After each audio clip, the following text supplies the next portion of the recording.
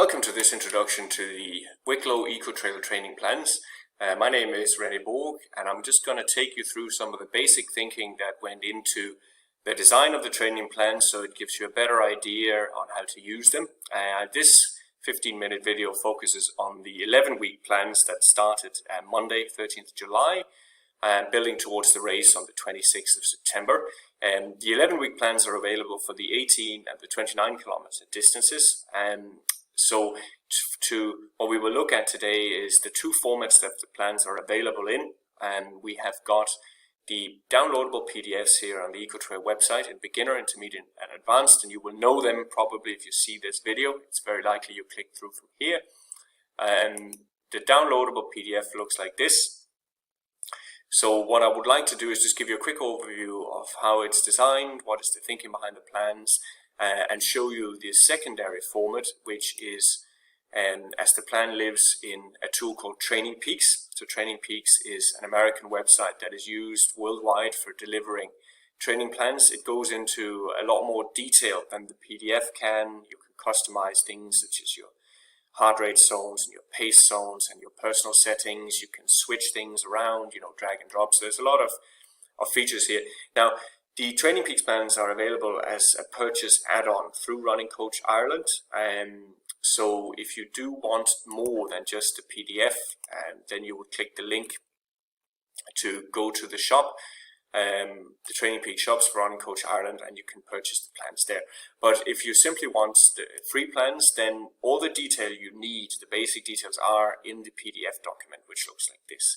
So with an 11-week build-up, we are assuming, even for beginner plans like this one, that people have some kind of level of running experience already, because by the time you get into the final 11 weeks before race, it's too late to fundamentally change your fitness. Now, if you listen to this and think, oh, I signed up, but I haven't done anything yet, well, don't despair. There's a way around it to at least get you through the race on race day. But the basic premise of the plans is that there is already some level of fitness there, and you can see at the bottom of the plans the time that is expected for running time every week. So for instance, we can see that the beginner's plan here starts at 4.5 hours. That means ideally you have done very close to that already in the previous parts of your training. And because we assume that you've already done some level of training once you get into the final 11 weeks, the base period is extremely truncated in these programs. There's only 2 weeks, which is really, would never normally be enough for a base period. You need at least 8 to 12 weeks. It is simply the end of whatever base period you have already done. So we're just kind of giving you the final 2 weeks that we think would be a nice little cap for that period of the training. And then most of the training plans that are 11 and 10 weeks, they focus on what I call the race practice period, which is race-related training and race-specific training. So there's a lot of hills there, there's a lot of trails, and we get to experience different types of paces and muscular exercises that will help get you ready for all the climb and all the descending that is in the actual routes. And so that's the basic premise for the plans. Now, one thing I want to say up front is that if you are a beginner, or even if you are an intermediate runner, but you don't have a lot of experience with different types of workouts, maybe you have run a lot, but you've mainly done easy runs, it can look daunting when you come into a sheet like this and you see all these colors and you hear hill sprints and hill reps and fartlegs, intervals. Oh my God. This is a lot to take in possibly, and it can look intimidating if you've mainly done easy running and only a little bit of other things. But there's two approaches to that. First of all, remember, it's really a spice, because there's one thing we know from science today about training is that there's 3 main determinants of success, and everything else just has a small impact, and you don't need to worry too much about it. The first thing is consistency. So that means you need to get out running regularly, because that's what builds volume, and the very basic volume correlates really strongly with the race results. So you need to be able to get out day after day. You cannot have 1 or 2 workouts that knock you out for 6, and you can't run properly for 4, 5, 6 days afterwards. That's never going to achieve consistency. So that means if you look at this plan and you can see, well, some of these workouts, I just can't do them. I have an old lower leg injury, or I'm not prepared physically for that. remember it's a spice and just take it away. Just look at the time and take all the details away. So if your plan says hill reps, 45 minutes, blah, blah, blah, look, just do 45 minutes, preferably on the hills. Nothing else. Get the 4.5 hours in, get the 5 hours in. Leave the others until you feel ready and until you have the experience, because you will still get the most important thing, which is consistency. So that'll take care of most of the results. And it'll also take care of the second factor for success, which is endurance.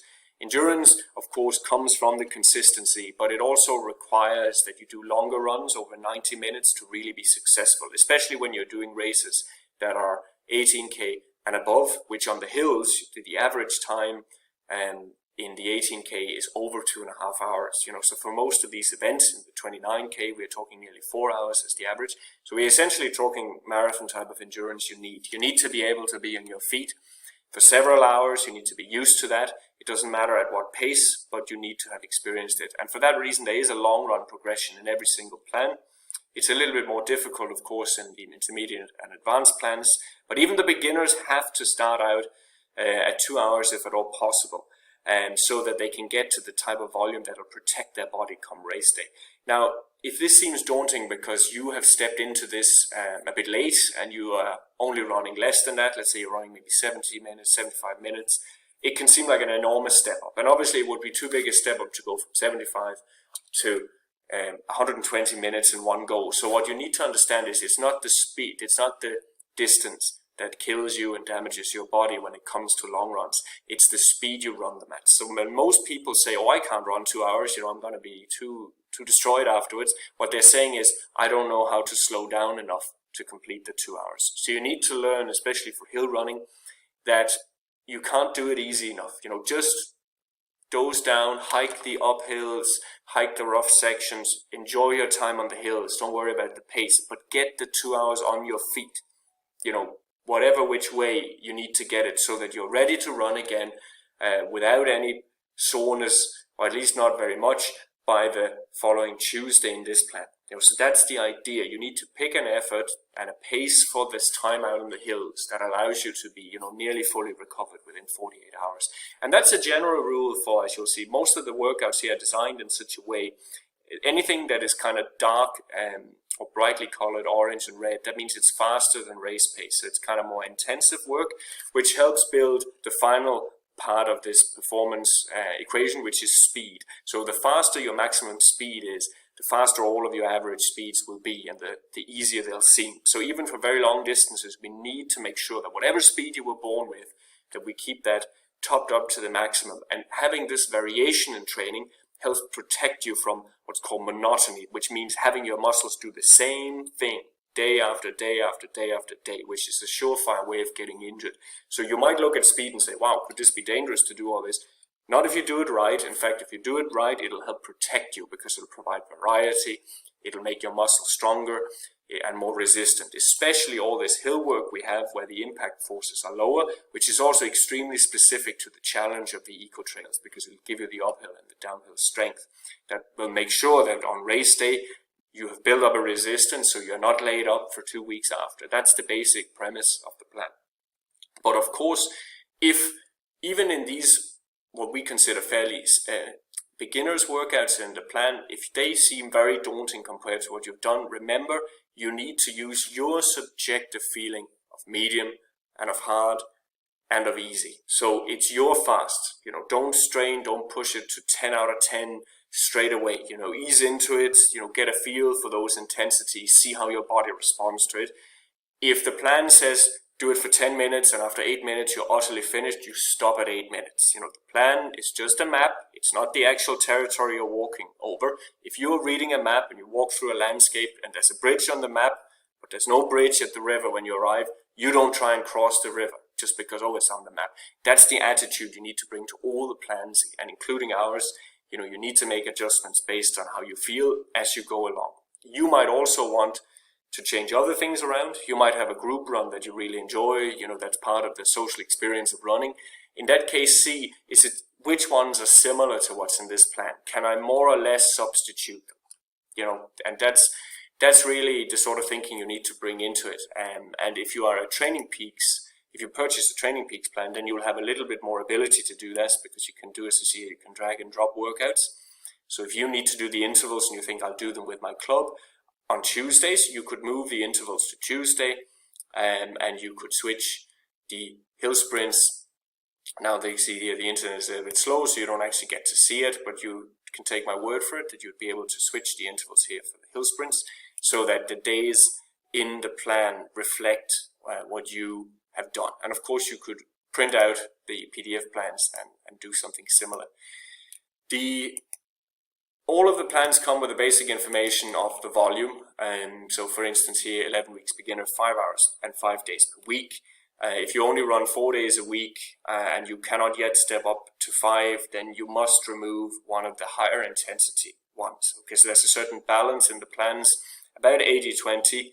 So 80% is easy and 20% is effort. So if you take out easy runs to get down to 4, which we don't recommend, then there's too much intensity compared to the easy volume in the plan. Similar, if you run a bit more, although you consider yourself a beginner, you can always add a little bit more easy running on the recovery days. The only thing to watch if you do that is that it doesn't leave you so tired that you're really struggling to do the main workouts.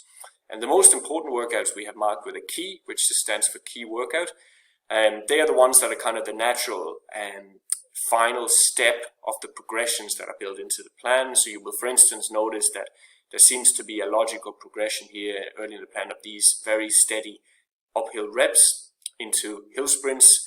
And you can see there's these little 2-letter acronyms in the boxes which tells you what type of fitness is being worked here. So you can see the hill sprints is all about your general speed. So that kind of finishes off very early in the plan. Whereas the race-related speed here, RS, you finish that off very late, actually in the final week before the taper.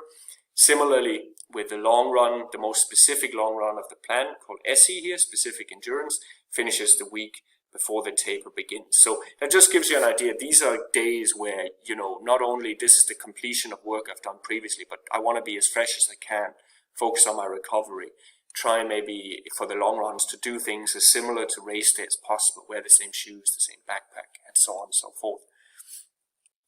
So similar to, if you want to adjust the volume and not just the days, you just need to look at how different is the starting point of the plans that are available compared to my starting point. The best thing would be to pick a plan that's very close. So of course, if you're running 18K and you're doing 7 hours running on average, then the advanced plan could be a good place to start. You know, so have a look at that one instead.